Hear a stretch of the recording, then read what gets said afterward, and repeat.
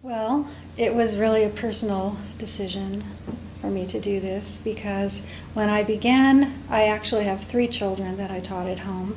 When I began teaching, it was in the 1980s, and this was sort of a different way of education at that time, maybe a little controversial even in America. It has since become a very popular movement in America. But at the time, it was something I wanted to do. I had a teaching background, and I wanted to try teaching my children. I had done a lot of research and read articles, and I had discovered that children who are taught at home actually have a higher self-esteem, and they learn better and more quickly than children who are in a traditional classroom. So I decided to try this with my children, and I'm very glad that I did. It went very well, and they were very happy in this environment. And I had previously taught in a traditional classroom, and I saw the challenges that teachers face trying to teach a classroom of children all day and keep their attention and help them learn. And I felt that individual one-on-one learning that homeschool affords would be a superior education. So I just did it. I guess there was enough adventure, in my personality to go against the flow of traditional teaching at that time. So I gave it a try. That's why I did it. The other reason, actually, that would support that decision would be that we lived a very unusual life. We didn't live in a city or in a neighborhood. We lived out in the country, really out in the wilderness, in the mountains of Montana. And so actually school was a long way away.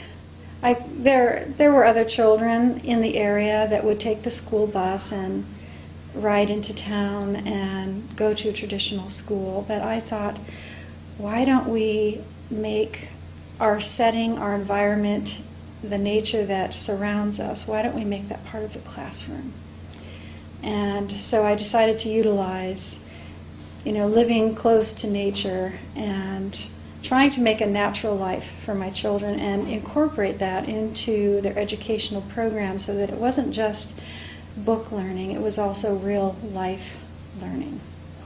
And so we had animals, we had gardens, we had wood that we would chop, to heat our home in the winter. We got a lot of snow. It was a cold climate.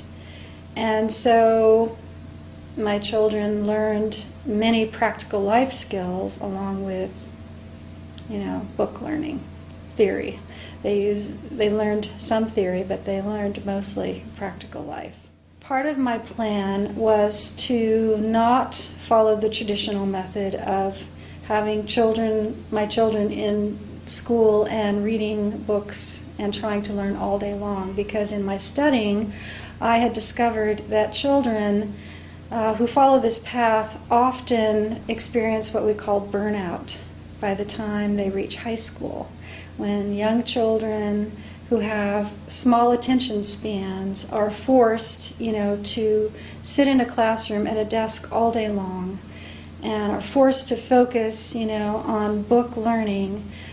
And then they go home with lots of homework, and it's all cognitive. It's not a very balanced life. And so I was under the conviction that I wanted to do something different and have a more balanced life between the mental learning and the physical experience. And so we would only actually study in our books 3 hours a day in the morning from 9 to 12. Then they had all afternoon that was free. Well, free. They were busy, but it was non-book learning. It was more practical life skills. They would help me in the home, or they would have chores, work that they needed to do to help contribute to the family And my son, actually, one of his favorite things still today is chopping wood. He would go in the forest with his father and his brother, and they would fell trees, and they would chop up the wood and split it, and haul the wood in, for the wood stove. And then they had animals. Each of my children had a horse. We had 3 children. We had 3 horses. And so my children had a very independent spirit because after 3 hours of studying in the morning, they could ride their horses, and often my oldest son, Steve, would get on his horse and he would ride alone up into the mountains, his horse and his dog. And nature was definitely one of their teachers. And so I think, it gave them a sense of adventure and independence that they wouldn't have had if they were just, in the traditional method of learning. So this is what we did. Plus, I actually had a home business, a small home business on the side, and I used the skills from running a business to teach my children work ethic and how to,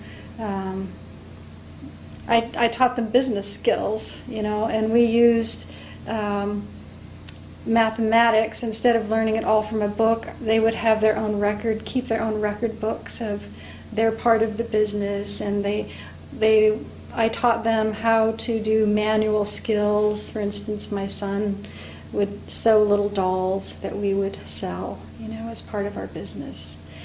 So they learned many things, and this was all part of their education. I don't think I would be honest to say I never worry. Every mother at some time or another does worry, but not too much, really. I have confidence that my son has good sense and logic, and he will make right choices. And the other reason is I want my children, I've always told my children to be who they want to be. And I don't want to hold my children back, even if that means that they leave home, they leave the country. It's not always easy having your children live so far. But I would rather have it that way than to force them, to stay in my world and not really follow their dreams and, be creative. So it's the price I pay as a mother, to let my children go. But it's something I feel I must do in order for them to develop to their full potential. Well, I'm very proud of him. He's a very hard worker. He's always been a hard worker ever since he was a child. And he has business skills. I think he has some of that naturally, but he's also very creative. He has lots of ideas. And so I'm proud of what he has done here. And I think it's just an extension, really, of his independence and his creativity that he grew up with as a child. He learned not to do everything in the traditional way. And he's not afraid of adventure. He's not afraid of the unknown. He's not afraid to try new things. And so I hope that some of his education from home has fostered that, spirit within him that has enabled him to come to a new place, to go far from home, and to try something different, and to be successful. So I'm very proud of him.